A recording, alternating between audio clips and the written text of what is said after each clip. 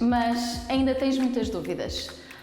Há questões que para ti continuam a não fazer sentido nenhum ou que são um verdadeiro mistério. Este programa é para ti. Vem desmistificar. Ao longo de 14 programas vamos tratar de 7 temas que pessoas como tu e eu queremos ver um bocadinho mais esclarecidos. Hoje vem desmistificar o celibato e a vida consagrada. Eu sou a Carolina Freitas e vamos estar com a irmã Isabel Martins neste Take 2.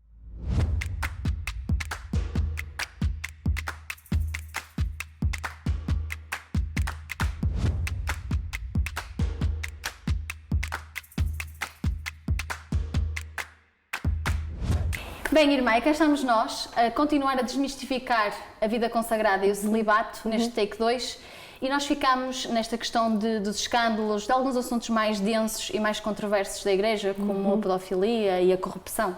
Exatamente. E efetivamente o Papa Francisco tem sido muito perentório na necessidade de erradicar estes problemas e ele tem toda a razão. Como nós falávamos, a vida consagrada, os presbíteros, os ministros ordenados, são pessoas que respondem a Deus para uma vocação de consagração, dando-se inteiramente a Deus para se dar inteiramente e de forma gratuita, ou seja, sem receber recompensa aos outros. Portanto, estes problemas grandes ligados com a pedofilia, com outros tipos de corrupção, efetivamente, eu diria, são uma aberração, são uma deformação daquilo que é a vocação da Igreja. E como há em qualquer estado de vida e como nós também vemos por muitos outras profissões, que isto não é uma profissão, é um estado de vida, mas também no matrimónio há imensos... Sim. Mas uma vida consagrada requer uma coerência de vida e por isso há que assumir a responsabilidade e erradicar totalmente. Não a perfeição, mas idealizá-la, não é? E levando uma vida que seja dentro daquilo que é o mais coerente. Pequenas quedas faz parte, porque perfeito só Deus, grandes quedas não pode ser.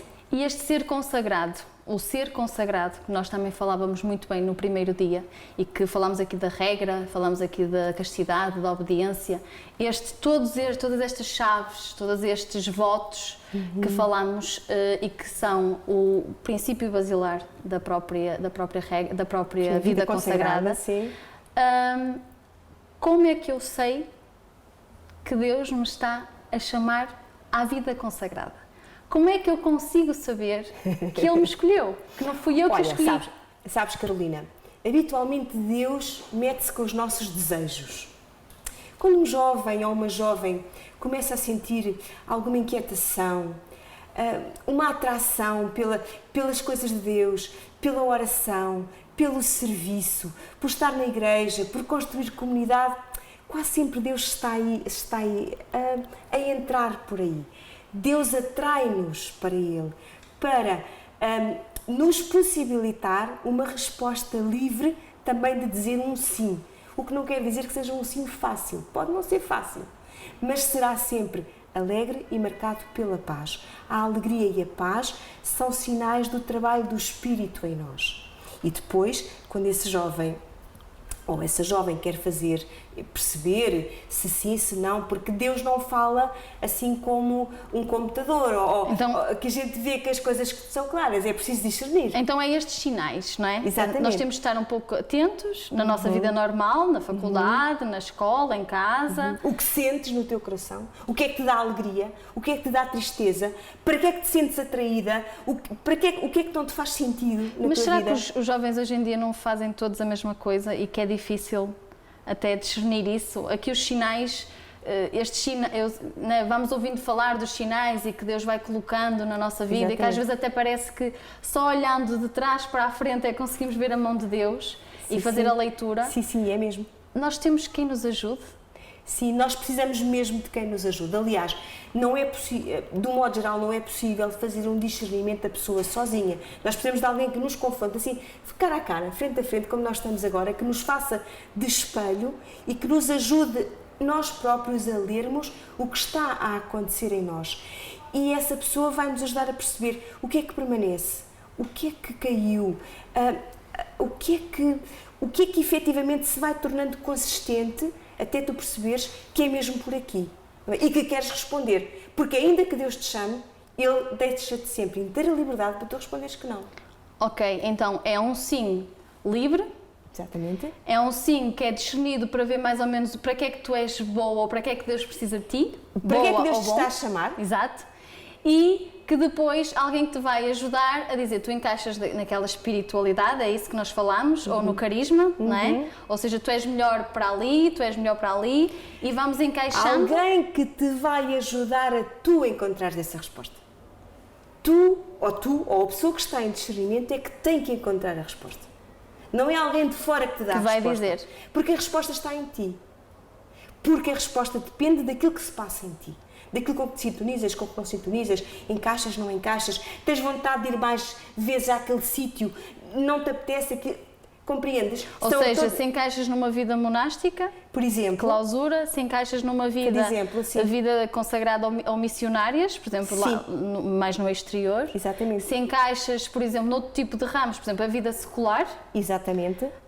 No caso também pode ser aqui na questão dos poderem poderem ser consagrados, mas também, ou então ordenados. Ou são padres diocesanos, ou então padres religiosos. Pronto. Sim, exatamente. Então, é este... E como é que se chama essa pessoa que nos pode ajudar a discernir, a ver os sinais, a ler? Um diretor espiritual ou um acompanhante espiritual. E a Igreja atualmente oferece essas possibilidades? Do modo geral, existem padres e religiosas, irmãs, preparadas para isso. As congregações religiosas femininas, todas têm as chamadas equipas de pastoral vocacional com irmãs que são capazes e estão preparadas para ajudar as jovens a fazer este caminho de discernimento. Não é preciso ser um padre. Uma irmã faz perfeitamente esse serviço, esse trabalho. E também soube falar muito agora na pastoral universitária, também já é com esse intuito. A pastoral universitária tem como objetivo ajudar os jovens a, no tempo da universidade, continuar a sua vida cristã.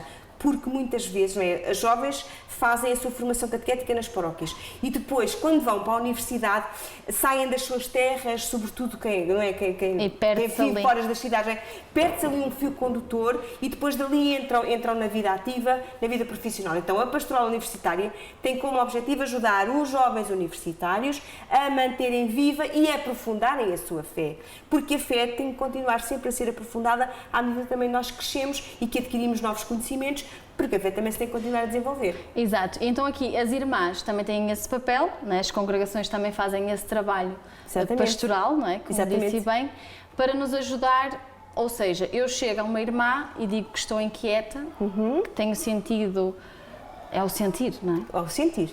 O meu sentir é que me vai dar, e depois eu vou acabando por dizer o que é que vou sentindo e ao longo de um determinado tempo é que se espera que a pessoa entre ou não numa congregação. Exatamente. Há um percurso que é feito, não é? De conhecimento, do sentir, do desejo. O que é que desejas? O que é que sintonizas?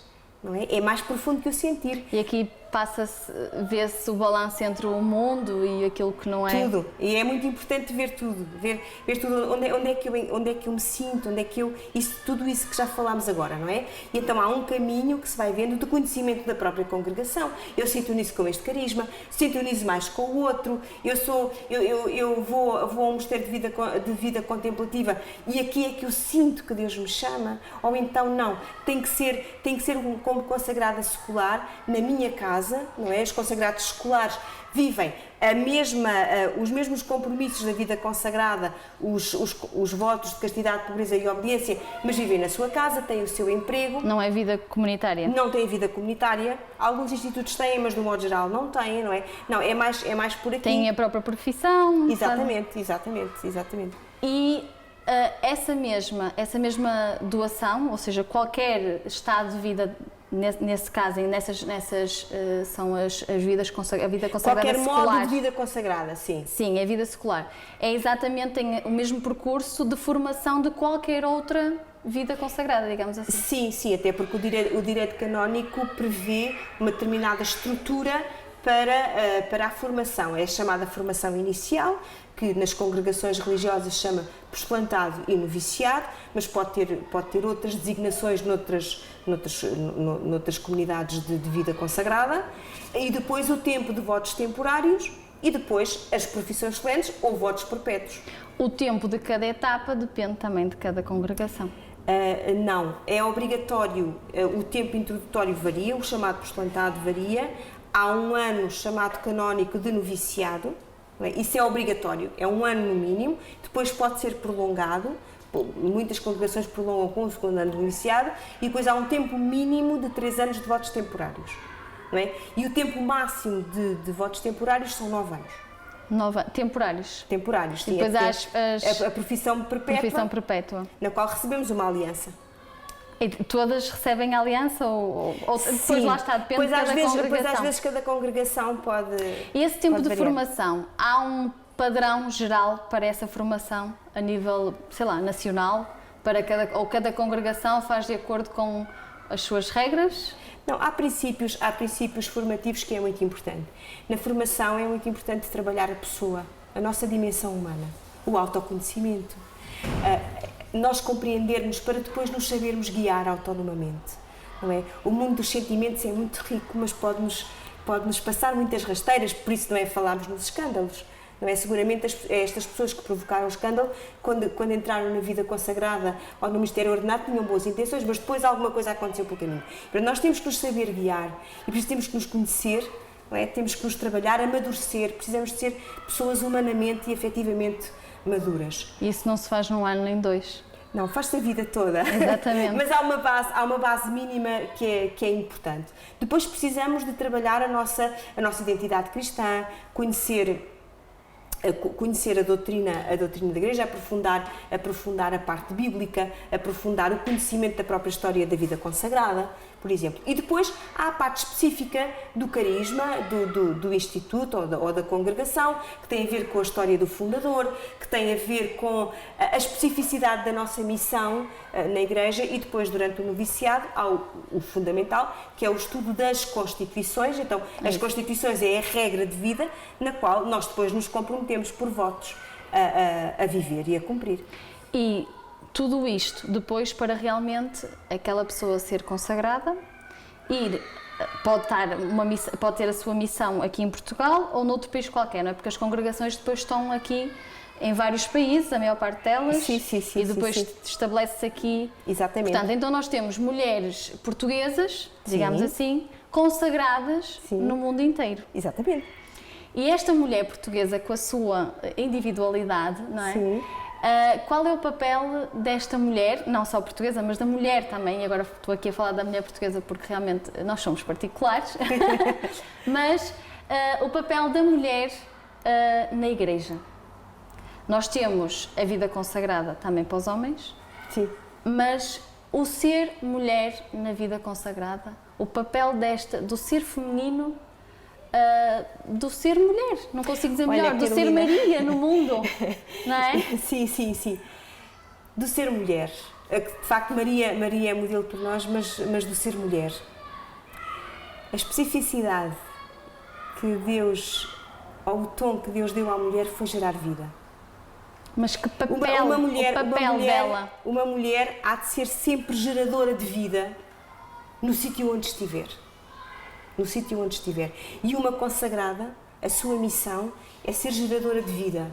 Geradora de vida pela oração, geradora de vida pela entrega da vida, geradora de vida pela sua relação com os outros, não é? Geradora de vida pela entrega aos pobres, geradora de vida quando dá aulas numa universidade, quando dá aulas numa escola primária.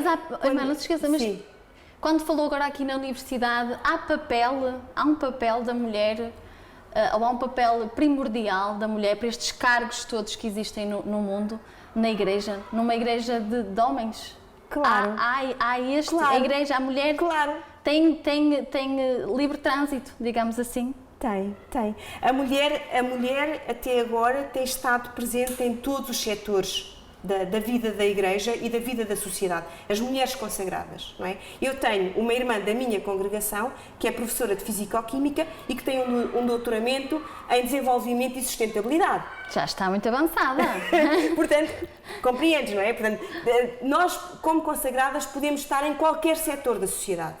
Do modo geral, estamos junto dos mais pobres porque são os mais esquecidos e por isso também somos pouco vistas. E muitas vezes a maior parte da sociedade e mesmo da Igreja desconhece a entrega de vida que as irmãs têm junto das populações que estão em guerra verdade. e morrem com essas pessoas. E são raptadas, não é? Isso é desconhecido.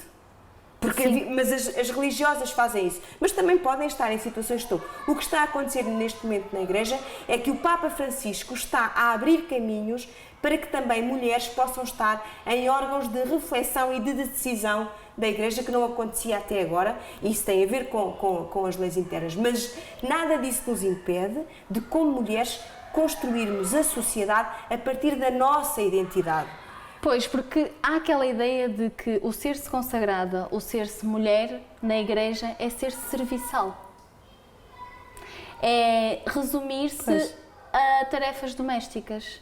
É resumir-se a ser professor e andar ali junto das crianças ou até nos idosos e pouco mais. Fica-se, todo o poder é centrado na Igreja dos homens. Mas como vês, não é isso que se verifica.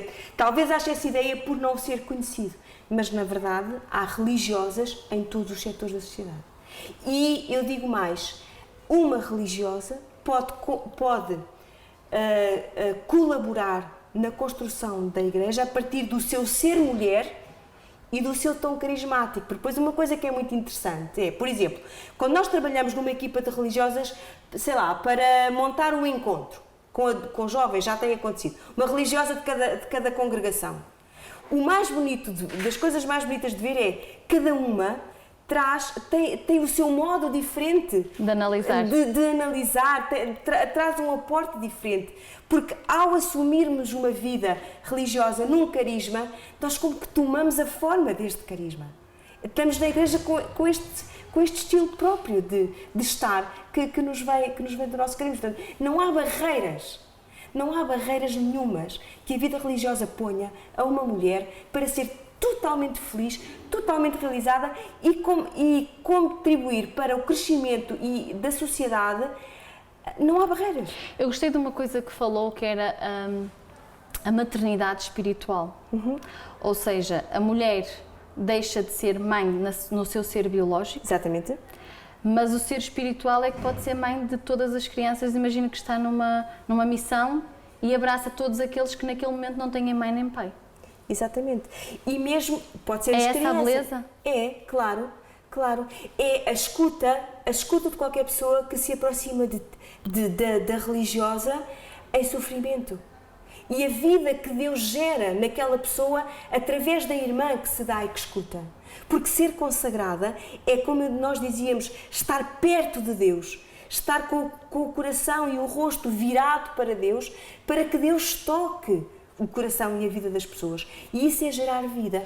Não uma vida biológica, não é o meu sangue que corre nas veias daquelas pessoas, mas é a vida de Deus que passa por mim e que renova aquelas pessoas. Por mim, não, por Ele que me escolheu, sem qualquer mérito da minha parte. E que lhe disse que sim, não é? Mas é engraçado realmente esta questão da... Eu sou particularmente mais curiosa nesta questão da missão ad gentes, não é? Sim, sim. Aqui em Portugal nós vemos realmente esta missão por parte das irmãs muito ainda com a nossa pirâmide está envelhecida e a questão dos idosos, se calhar centra-se aqui um grande trabalho junto das irmãs, quer de padres, quer de irmãs. Mas a missão ad gentes, nós vemos realmente casos muito particulares em que se nota claramente que só uma mulher ou só uma mãe, espiritual ou biologicamente falando, seria a única a dar o corpo ao manifesto, ou as balas, não é? O corpo às balas. Sim. Nós ouvimos falar em Moçambique, ouvimos falar em outros países, mas principalmente agora no último caso de Moçambique, em que realmente há problemas muito sérios e a questão dos cristãos.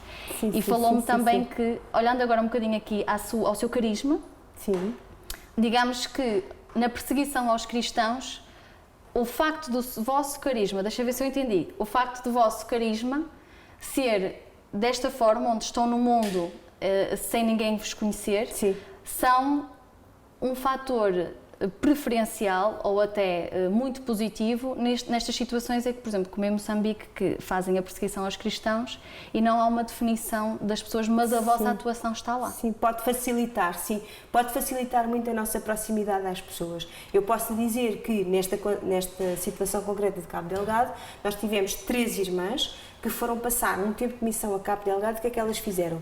Foram construir casas para as pessoas. Ali, viveram ali tal e qual com as pessoas. E isto caracteriza o nosso modo de ser. E cada uma tem uma profissão? Pode ter, sim. Pode ter. E dou essa profissão nesse estado de vida? Sim. Sim. Em qualquer... Sim, podemos ser enfermeiras, podemos ser assistentes sociais, podemos ser professoras, podemos ser investigadoras. Não só empregadas de limpeza, não é? Também, empregadas de limpeza é mais em casa. Mas que faz parte, mas é esta questão... Faz parte, sim. Mas nós temos irmãs quando nós abrimos uma comunidade na Europa, onde existe agora, houve irmãs que para ganhar a vida fizeram limpeza. E qual é o problema? Era a vida das mulheres imigrantes e elas viveram como imigrantes. Exatamente. A questão não é o que se faz, a questão é o que se é. E o que se é ao fazer-se, não é? Claro. E que é uma alegria, não é? E eu acabo por estar aqui um bocadinho até já mais... não é tão... Eu vinha aqui com algumas questões, não é assim? Mas começo a ver que realmente é uma riqueza e é um dom muito grande ser-se consagrada. É. E este dom daquilo que já viveu, traz muita beleza. Traz. A beleza, antes de mais, de saber que não fui eu que quis. O dom da vocação consagrada é um dom que se acolhe e nós perguntamos, e porquê eu? Na minha paróquia havia jovens muito mais virtuosas que eu, menos teimosas, menos outras coisas, não é? Mas o Senhor quis-me a mim. Antes de mais, é um dom que se acolhe e que se acolhe de mãos vazias. E quanto mais vazias estão as nossas mãos, mais Deus pode passar. Portanto, eu diria que o trabalho e a beleza desta vocação é esvaziar-me de mim própria, às vezes das minhas ideias, para que o rosto de Deus se possa espelhar no meu. E a pobreza também está aí, não é? Não é E a mais pobreza isso, está aí, não quero guardar nada para mim e em partilhar tudo. Em depender de Deus. Que não é uma ilusão. Que não é uma... Pois, é isso. E a obediência. E a beleza da obediência está em que é uma coisa super difícil, que é, tu deixas de escolher aquilo que tu queres para que a tua escolha seja aquilo que Deus te propõe. Isto é muito difícil, ou seja, mas é a coisa que nos dá mais liberdade. Sim, porque estamos num mundo em que queremos controlar o hoje, tudo. Agora, tudo à frente, atrás, dos lados, e dizer, Senhor, estou aqui, faz o que quiseres de mim. Isto é belo, de facto, e ser consagrada é uma riqueza muito grande. Nós temos na nossa congregação, o nosso lema é a resposta de Maria ao anjo: eis aqui a serva do Senhor, faça-se em mim segundo a tua palavra. Essa resposta termina a nossa fórmula de consagração. E nós dizemos, nós assinamos, eis aqui a serva, mas a folha está em branco. E quando nós fazemos a nossa profissão religiosa, depois não sabemos o que é que Deus vai escrever. A beleza que Deus escreve, que Deus desenha. E a experiência destes 30 anos diz, quando eu aceitei uma missão perante a qual eu tremi, quanto mais eu tremi, mais Deus tornou essa missão bela e inesperada. Não temais, não é? Fica sempre muito claro na Bíblia e nas palavras também do anjo para Maria. Mas de facto, só me ocorre dizer que acho que vão andar a gritar aí a muita gente para andar aí a ver os sinais. Exatamente. Para perceber se realmente Deus vai chamando, porque nós estamos despertos para isso. E eu acho que o difícil é nós acertarmos no discernimento, a questão da formação, realmente, que convém ter aqui os tais pilares que falou, mas se quisermos aqui desdobrar isto um bocadinho, no século XXI é difícil agora formar nesta sociedade também, não é? Em que tudo tem que ser imediato. O que é que não é difícil neste século XXI? É difícil porque é diferente, sabes? E porque o século XXI vive... A dificuldade está na velocidade deste século XXI. O que era o ano passado já não é este ano. E uma escolha o que era de antes vida... da pandemia já não é agora. Agora, há uma palavra que o Evangelho nos dá, e tudo o que o Evangelho nos diz é super importante e muito certo, porque Jesus não falha, que é: procurai e achareis. Quem quiser, qualquer jovem que queira autenticamente saber a que é que Deus o chama, Deus há de responder. E vai colocar as pessoas certas no momento certo à procura. E é um dom muito grande realmente ser uma consagrada. Sem dúvida, porque é muito importante, como diz o beato Carlo Acutis, que a gente não vive a nossa vida ao acaso.